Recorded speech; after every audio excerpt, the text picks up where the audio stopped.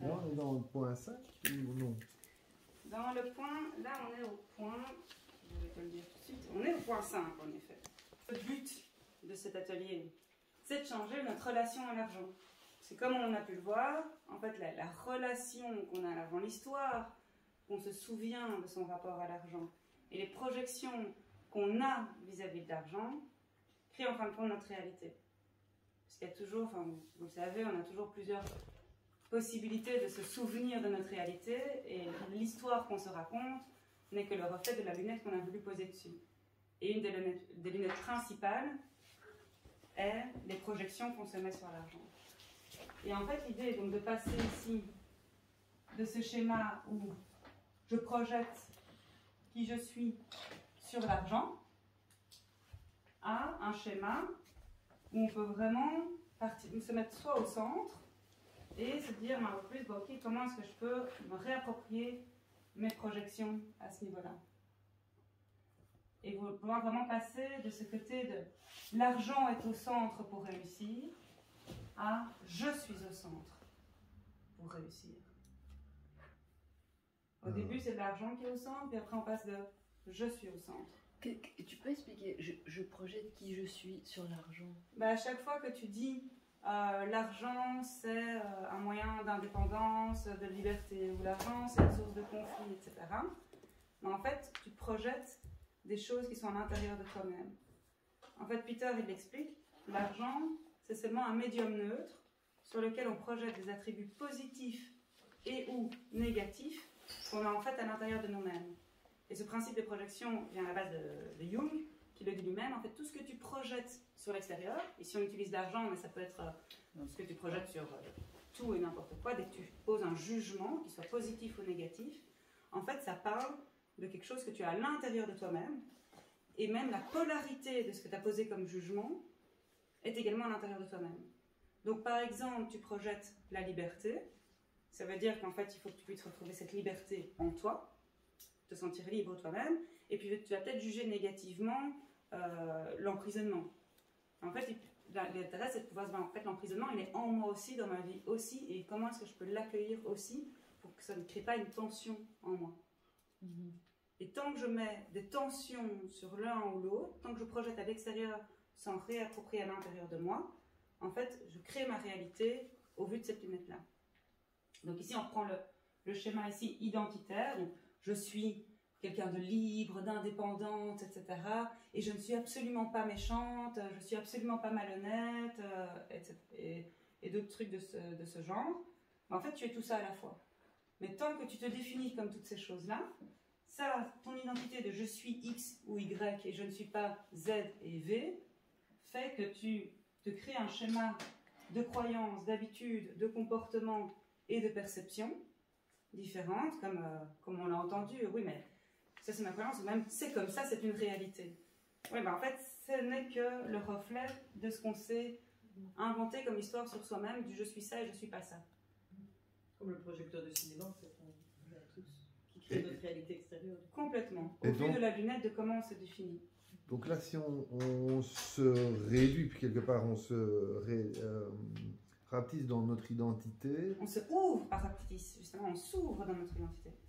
L'idée, c'est je suis. Oui, mais je suis comme ça et je suis pas comme ça, c'est quand même restrictif. Ça, c'est restrictif, oui, quand même. C'est de ça que je parle. Ah, oui, donc, de cet exemple-là. Donc, si je suis restrictif dans mon identité, je suis dans des croyances, des habitudes et des comportements qui sont aussi restrictifs, qui conditionnent les circonstances. Et les circonstances, donc là, on se retrouve dans le premier schéma, ouais, où on projette sur l'argent notre propre restriction de nous-mêmes. C'est ça.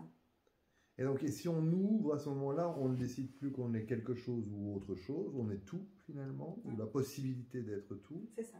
Donc, il n'y a plus de croyance vraiment, puisque ça laisse l'inconnu. En fait, il y en a encore, mais consciente. Oui, d'accord. Oui, oui. Parce que là, tant qu'on est dans ce schéma-ci, si c'est une identité inconsciente, on se crée des croyances, des habitudes, des comportements et des perceptions inconscientes qui nous créent des circonstances malgré nous. Oui, d'accord. Comme un état de dette, une maladie, ou des choses, ou l'inverse, l'argent ou autre. Mais parfois, c'est malgré nous qu'on crée notre réalité si nos projections sont inconscientes. Donne un exemple avec une projection consciente, s'il te plaît. Ben, à partir du moment où tu peux accepter, par exemple, le fait d'être libre avec et sans argent, et tu peux se ressentir que tu peux être emprisonné, et que c'est merveilleux aussi, que tu ne seras pas toujours dans cette bataille d'être libre à tout prix. Mais l'emprisonnement, ça peut être bon aussi dans certaines circonstances. Ok. Ça peut avoir du sens, etc. Et après, on arrive au travail pour pouvoir l'accepter vraiment. Hein. Là, c'est pour ça que ça reste très intellectuel quand je le dis comme ça. Après, c'est ça qu'on va travailler. Comment est-ce que tu peux te sentir vraiment aussi super bien, merveilleusement bien, emprisonné aussi. Et une fois que tu peux accepter ces deux polarités-là, ça veut dire que tu reposes la conscience. Ça veut dire la conscience. C'est-à-dire que tout ce que tu avais dans ton bagage inconscient, ces ombres que tu avais dans ton inconscient, de tout ce que tu refuses d'être, mais que tu étais quand même malgré toi. Parce que, voilà, en voulant être indépendant peut-être à tout prix, etc., ou libre d'acheter tout ce que tu veux, finalement, à un moment donné, tu n'as plus d'argent, et tu te retrouves quand même dépendant de ta mère pour pouvoir avoir des sous, et donc tu te retrouves emprisonné. Malgré toi. Merci. Tu vois Alors que si tu peux accepter cette zone d'emprisonnement et de te sentir libre avec et sans argent, tu reposes à la conscience ce que tu étais déjà, mais que tu ne voulais pas voir. Et en reposant ça, ça veut dire que les projections que tu as, tu peux les utiliser de façon consciente. Donc après, en fonction des circonstances, tu peux choisir quelles sont les projections que tu as envie d'avoir sur l'argent ou sur tout plein d'autres éléments, mais ici, aujourd'hui, on est en focus argent. Sur toutes les projections que tu as sur l'argent, tu peux choisir quelle projection tu as envie d'avoir au vu de la circonstance du moment pour que ta projection soit adaptée. Toi, par exemple, voilà, au moment où tu veux acheter une maison, tu peux accepter que l'argent soit une source d'emprisonnement, parce que acheter une maison ou faire un crédit, c'est une forme de perte de liberté. Mais là, pour l'investissement, pour l'intérêt de l'investissement, etc., de la maison, tu dis, oh bah oui, ok, là, ça va être une source d'emprisonnement, mais ça a du sens. Et c'est ok. Et alors, tu peux en fait être beaucoup plus maître de la création de ta réalité, plutôt que ton inconscient, si tu ne l'écoutes pas et que tu ne le ramènes pas en fait à ta conscience, il va toujours travailler, œuvrer à travers toi, malgré toi. Malgré moi, Un peu dans un côté automatique.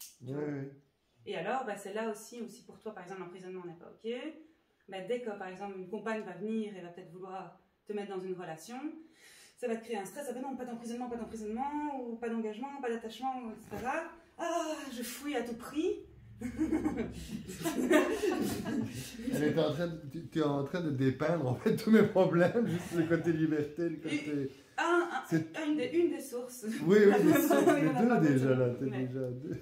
Mais oui, parce que tu vas pas accepter l'emprisonnement, donc tu vas le fuir à tout prix. Alors que être en amour et avoir une belle relation amoureuse, etc., oui, c'est une forme d'emprisonnement dans certaines mesures.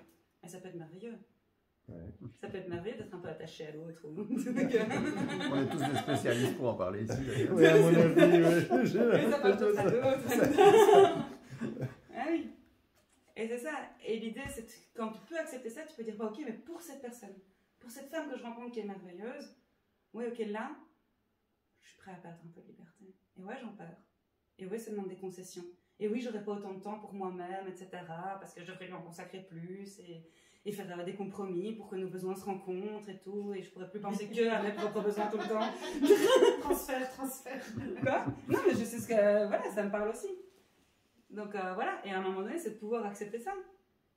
Et de se dire, voilà, si à un moment donné, je peux accepter tout ça, de répondre aussi à faire des liens avec les besoins de l'autre et tout, perdre cette petite zone de liberté, ben, je peux après m'engager dans quelque chose que j'aurais peut-être fui avant, parce que mon inconscient me poussait à le fuir automatiquement quand j'étais dans une situation où j'avais l'impression que j'allais me sentir emprisonnée. Merci. Donc voilà. C'est pas l'impression d'être emprisonné, c'est l'idée négative que être emprisonné, enfin l'idée que c'est négatif d'être emprisonné en quelque sorte dans cette relation. C'est plus l'idée, parce que c'est pas le fait que l'idée que j'avais d'être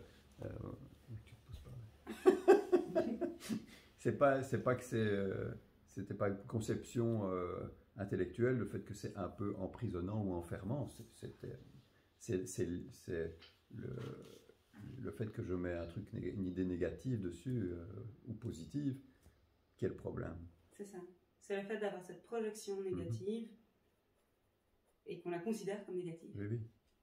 Mais à partir du moment où elle devient neutre, et qu'elle peut être positive ou négative, et que c'est à nous de choisir, enfin, il y a vraiment beaucoup plus cette conscience et cette capacité en fait, à être maître de ces projections qu'on fait.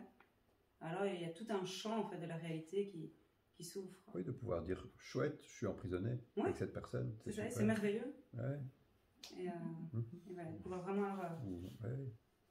ouvrir ce champ quoi, et s'offrir cette possibilité-là. Donc ça c'est un petit peu, voilà, l'idée c'est le but de ce travail par rapport à l'argent, parce qu'en fait en faisant ça, ce changement d'identité, donc de perception croyance et donc de circonstances, on peut changer vraiment sa réalité financière, son rapport au travail, sa réalité par rapport au couple, par rapport en fait à sa vie en général. Mais si on veut changer les circonstances de sa vie, donc sa manière de travailler, sa manière d'être en couple, sa manière de gagner ou de dépenser de l'argent, tout ça, etc., toute sa réalité en général, sans changer son identité, sans changer ses perceptions, ça ne marche pas, alors que ça crée des frustrations. Et c'est là qu'on est frustré. Ah, mais je veux absolument un job que j'aime, etc. Mais en attendant, on est toujours en train de projeter plein de choses qui nous empêchent de pouvoir avoir un job qu'on aime vraiment. Parce qu'on a l'impression que le job, le travail, ça doit être quelque chose, par exemple, de dur, où il faut travailler durement, etc. Et donc, ça peut créer une frustration de se dire, mais en fait, moi, je veux un job que j'aime vraiment et je veux que ce soit facile. Mais tant qu'il y a la croyance que pour pouvoir gagner de l'argent, il faut travailler dur, on ne peut pas changer les circonstances. Donc c'est à cette source-là qu'on travaille. Comment on change tout? Allez, par exemple, moi, dans ma vie, dans ma pensée, j'ai arrêté. Pour moi, je croyais qu'il fallait travailler dur pour obtenir de l'argent.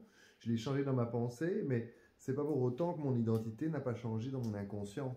Comment est-ce qu'on peut vraiment aller ancrer et intégrer un changement d'identité? On va faire des exercices. Ok. Donc tu dis bien que pour passer de l'argent au centre avec toutes mes projections et pour passer sur je suis le centre et je projette vers l'argent, il faut changer l'identité pour cette flèche rouge que tu as dit. Oui, sinon ça crée frustration et on n'y arrive pas. Ça crée frustration ou ça crée une forme de culpabilité. Et alors la culpabilité c'est quoi? La culpabilité c'est le fait d'avoir exprimé la projection de quelque chose qu'on a refoulé, qu'on s'empêchait d'avoir. C'est-à-dire qu'on a par exemple été, comme je le disais au début, par exemple on a été méchant, alors qu'on considère que c'est mal d'être méchant, on va se culpabiliser parce qu'on n'a pas accepté sa part méchante en soi. Si je peux être méchante et que c'est merveilleux, je suis méchante et c'est merveilleux et j'adore ça, bah en fait...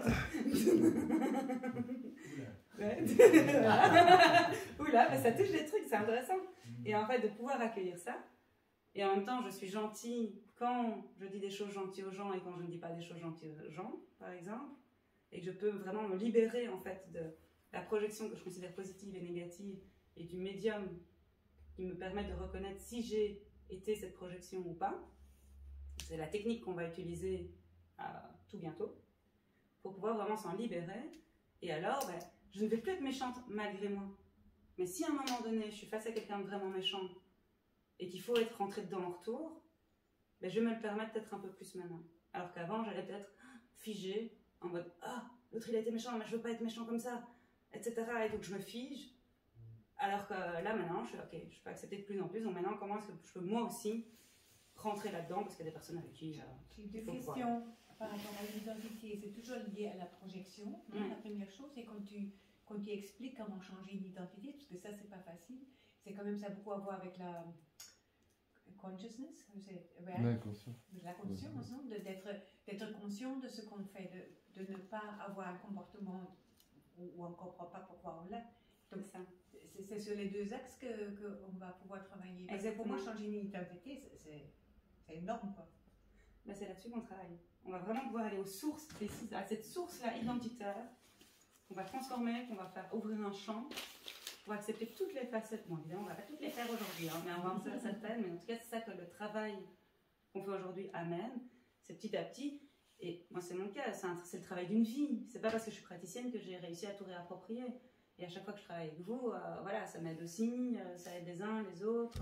C'est un chemin constant, mais c'est par ce travail de réappropriation de projection et donc de changement de son identité, qu'on peut rechanger tout le reste des étapes pour de redevenir maître vraiment de sa réalité.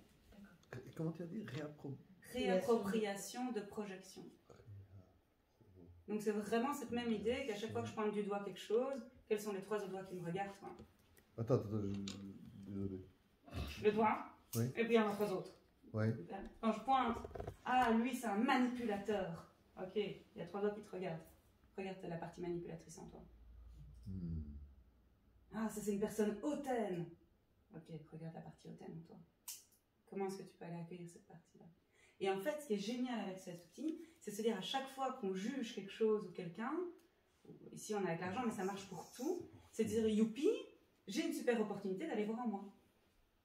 Et donc l'autre qui est une source d'énervement, au lieu de se dire ah c'est un méchant, il m'a énervé, il m'a mis en colère, etc., je ne veux plus le voir parce qu'il me met en colère, c'est non, mais merci d'être là, tu es un maître dans ma vie, grâce à la tension que j'ai en moi et la colère que je génère en moi à ta présence, ben, j'ai une opportunité pour ouvrir un champ en moi. Et j'ai une opportunité pour aller me regarder là où je ne voulais pas aller voir.